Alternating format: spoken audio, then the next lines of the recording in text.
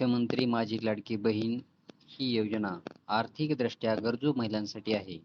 या योजनेचा एक मुख्य निकष म्हणजे अर्ज करणाऱ्या महिलेचे किंवा तिच्या कुटुंबाचे वार्षिक उत्पन्न हे 2.5 लाखांपेक्षा जास्त नसावे.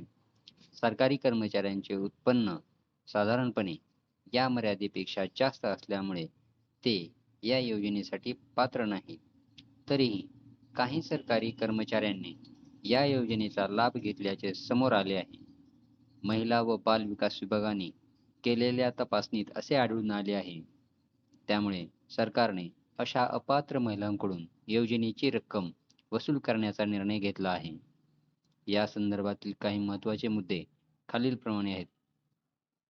वसुलीचा निर्णय.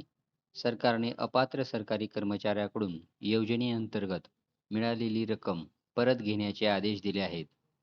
अपवादात्मक प्रकरणे.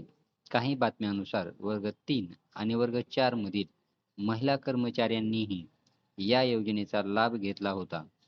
यामधील